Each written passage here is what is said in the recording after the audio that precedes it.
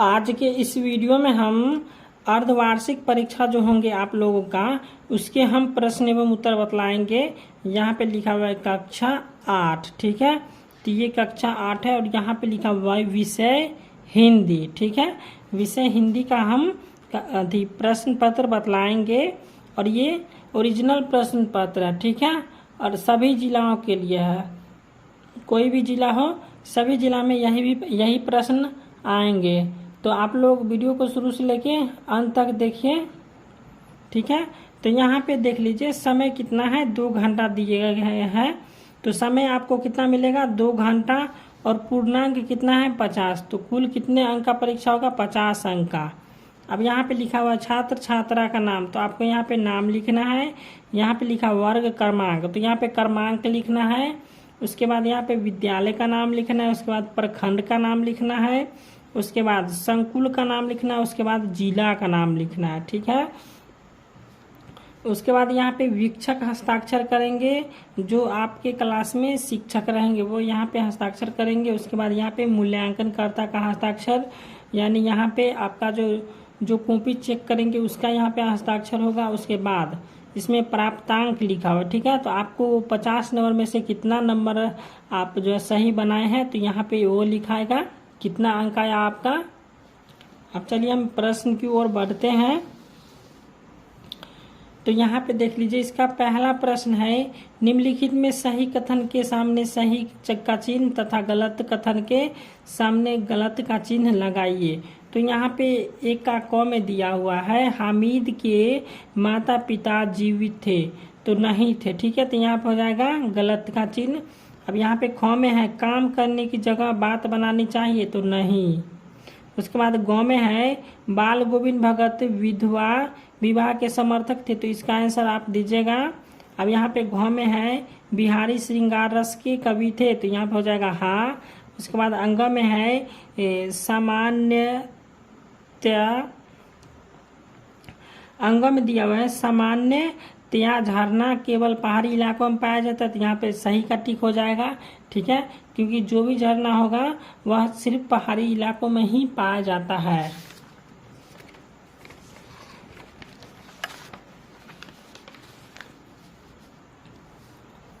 अब यहाँ पे दूसरा प्रश्न है, निम्नलिखित रिक्त स्थानों की पूर्ति कीजिए। तो यहाँ पे 2 का क में दिया हुआ है अशोक, यहाँ पे खाली जगह में आ जाएगा मगध, ठीक है। अशोक मगध का सम्राट था, तो यह हो गया। अब यहाँ पे ख में है, सिरचन को लोग बेगार समझते थे, ठीक है। उसके बाद ग में है, हुंडरू खाली जगह है, तो हुंडरू जो है सो जल प्रपात है, ठीक है। इसमें आ जाएगा जल प्रपात। उसके बाद घ में है, करमवीर चिलचिलाती धूप को यहाँ पे खाली जगह बना देते हैं, तो यहाँ पे चांदनी हो जाएगा, ठीक है। यहाँ पे चांदनी भरा जाएगा। उसके बाद अंग में है, बाल गोविंद भगत, यहाँ पे खाली जगह में आ जाएगा गृहस्थ थे, ठीक है। अब चलिए हम मिलान की ओर बढ़ते हैं। यहाँ पे 3 नंबर में है, मिलान कीजिए। तो यहाँ पे 3 का क में दिया अमीना, अमीना का क्या था, तो हामिद के बूढ़ी दादी थी, ठीक है। उसके बाद ख में है ठेस, तो ठेस का हो जाएगा फणीश्वर नाथ रेणु। उसके बाद ग में है पुत्र वधु, तो हो जाएगा पुत्र वधु का हो जाएगा पुत्र की पत्नी, हो जाएगा पुत्र वधु। अब घ में है उदाहरण का चिन्ह, तो हो जाएगा ऑप्शन यहाँ पे हो जाएगा घ का हो जाएगा सी, ठीक है। उसके बाद अंग में दिया हुआ उद्गम स्थल, तो उद्गम स्थल हो जाएगा जहाँ से कोई नदी निकलती है।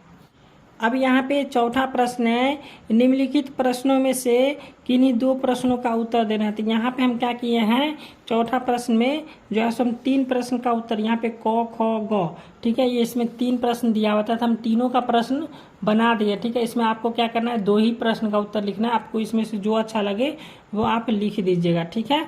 चलिए यहाँ पे हम क का पढ़ लेते हैं। क में है, कलिंग युद्ध के बाद अशोक ने कौन सा धर्म स्वीकार कर लिया था। तो यहाँ पे हम लिखे हैं, कलिंग युद्ध में हुई क्षति तथा नरसंहार से उनका मन युद्ध से उब गया और वह अपने कृत्य को लेकर, यहाँ पे है लेकर, व्यतीत हो उठे और इसी शौक से उबरने के लिए वह बुद्ध यानी यहाँ पे है युद्ध, ठीक है। युद्ध के उपदेशों के करीब आते गए और अंत में उन्होंने बौद्ध धर्म स्वीकार कर लिया, ठीक है। अब यहाँ पे ख नंबर प्रश्न है, सिरचन क्या क्या बनाता था? तो प्रस्तुत कहानी में सिरचन नामक एक ग्रामीण कलाकार का वर्णन किया गया है। वह मोथी घास और पटरे की रंगीन शीतल पट्टी यानी चटाई, कोमा आ जाएगा यहाँ पे, बांस की तीलियों की झिलमिलाती चीख, उसके बाद यहाँ पे फिर कोमा लगा हुआ है, सतरंगे डोर के मोढ़े, ठीक है। उसके बाद भूसी चुन्नी रखने के लिए मुंज की रस्सी के बड़े बड़े जाले जो हैं सो बनाता है, ठीक है। सिरचन यही सब बनाता था। उसके बाद अंगों में है, अति अंगों कहते हैं, गौ में है कि जरूरतमंदों की मदद किस प्रकार की जा सकती है। तो यहाँ पे हम लिखे जरूरतमंदों की मदद करने के कई तरीके हैं, जैसे हो जाएगा पैसे देना, भोजन देना, कपड़ा देना, शिक्षा देना, पुराने सामान दान करना, सलाह देना, सामान उठाना, तारीफ करना और नौकरी दिलाना। तो ये हो जाएगा, ठीक है। अब यहाँ पे 5वां प्रश्न है, निम्नलिखित प्रश्नों में से किसी एक प्रश्न का उत्तर दीजिए। तो यहाँ पे 5 का क में दिया है, ईद के दिन हम लोग क्या क्या करते हैं। उसके बाद अथवा में दिया हुआ है, दीपावली के दिन हम लोग क्या क्या करते हैं। तो इस दोनों में से किसी एक प्रश्न को बनाना था, तो हम यहाँ पे लिख लिए दीपावली के दिन हम लोग क्या क्या करते हैं, ठीक है। तो इसी प्रश्न को हम बनाए हैं, चलिए इसको हम बतला देते हैं। तो यहाँ पे हम लिखे हैं, दिवाली के दिन लोग कई तरह के चीज़ें करते हैं, जैसे पहला में हम लिखे हैं दीपक जलाना। तो दिवाली के दिन घर के अंदर और बाहर हर जगह दीपक जलाए जाते हैं। उसके बाद दूसरा में हम लिखे हैं माँ लक्ष्मी और भगवान गणेश की पूजा करना।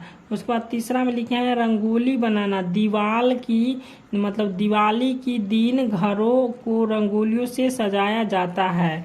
उसके बाद 4 में है आतिशबाजी करना, यानी दिवाली के दिन आतिशबाजी की जाती है। आतिशबाजी को खुशियाँ को दिखाने का एक माध्यम माना जाता है।